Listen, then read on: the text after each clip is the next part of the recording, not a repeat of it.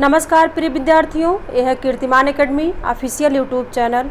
मैं पूजा मैम आप लोगों के लिए यूपी SSSC की सभी परीक्षाओं को ध्यान में रखते हुए, खासकर पेट की परीक्षा को ध्यान में रखते हुए मैं उसके सामान्य हिंदी के सिलेबस के अंतर्गत जितने टॉपिक हैं मैं प्रैक्टिस कराऊंगी। तो आज मैं शुरू कर रही हूँ। पहला टॉपिक है संधि। तो आइए जान लेते हैं संधि कहते किसे हैं। तो संधि है, जैसे संधि का शाब्दिक अर्थ होता है मेल, मतलब मिलाना।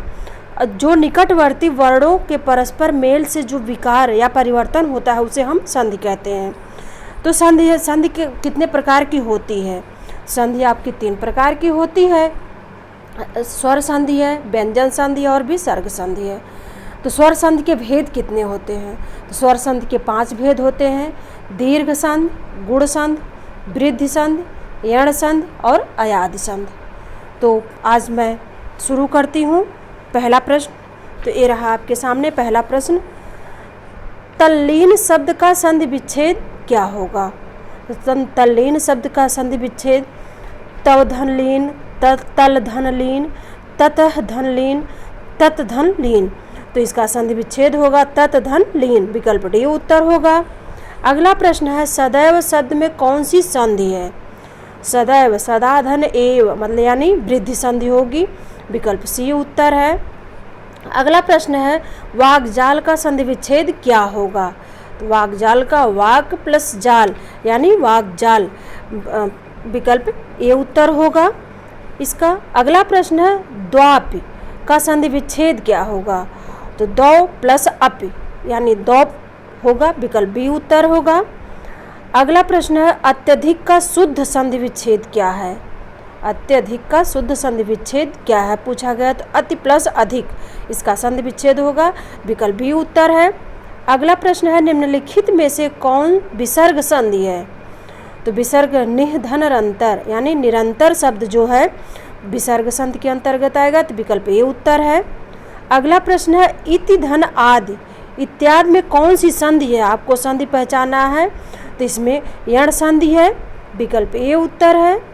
मनोहर शब्द में कौन सी संधि है? मनः प्लस हर यानी ये विसर्ग संधि है, विकल्प बी उत्तर है। अगला प्रश्न है, निम्नलिखित में से एक कथन गलत है। इसमें 4 कथन पूछे गए जिसमें से एक गलत है आपका। तो संधि में 2 पक्षों का मेल होता है, यही गलत है, पक्षों का नहीं वर्णों का मेल होता है, तो विकल्प ए उत्तर होगा। अगला प्रश्न है, निम्नलिखित में से एक कथन गलत है।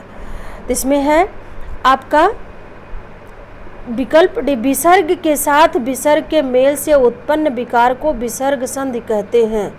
तो इसमें आपको गलत पहचानना, तो यही आपका गलत है, विकल्प डी उत्तर होगा। अगला प्रश्न है, पुरस्कार में कौन सी संधि है? पुरस्कार में पुधन रसकार, पुधन रस पुरस्कार, तो यानी विसर्ग संधि होगी, तो इसमें विसर्ग संधि, विकल्प सी उत्तर है। अगला प्रश्न है, निम्नलिखित में से कौन सा व्यंजन संधि का उदाहरण है? तो व्यंजन संधि का उदाहरण है, तो ए सदा धन चार, सदा चार यानी विकल्प डी उत्तर है। अगला प्रश्न है, मृत्यु प्लस उपरांत में संधि करने से एक शब्द निर्मित होता है, तो इससे जो शब्द बनेगा मृत्युपरांत, विकल्प ए उत्तर है। अगला प्रश्न, अनधिकृत शब्द का संधि विग्रह क्या होगा? तो अन हलंत लगा हुआ अन प्लस अधिकृत यानी विकल्प डी उत्तर है। अगला प्रश्न है, कपि धन ईश का सही संधि संयोजन करिए। तो इसमें संयोजन करना है, तो कपि प्लस ईश का संयोजन क्या होगा? तो कपि मतलब कपीस होगा, तो विकल्प बी उत्तर है। अगला प्रश्न है, विसर्ग के साथ स्वर अथवा व्यंजन के संयोग से जो विकार उत्पन्न होता है उसे किस संधि के नाम से जानते हैं? तो विसर्ग के साथ जो स्वर अथवा व्यंजन का संयोग होता है उसे हम विसर्ग संधि के नाम से जानते हैं, विकल्प सी उत्तर है।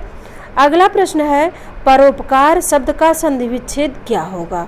तो परोपकार संधि का संधि विच्छेद होगा परह धन उपकार यानी ये विसर्ग संधि के अंतर्गत आता है, विकल्प डी उत्तर है।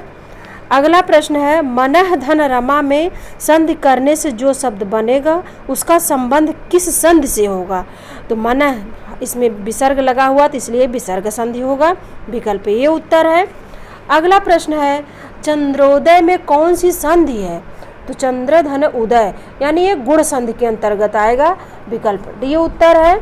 अगला प्रश्न है, निम्नलिखित में से वृद्ध स्वर संधि किस शब्द में है?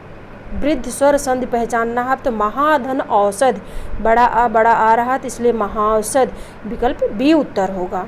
तो ये थी आज की वीडियो, आप लोग देखते रहिए, इसको पढ़ते रहिए और स्वस्थ रहिए। धन्यवाद।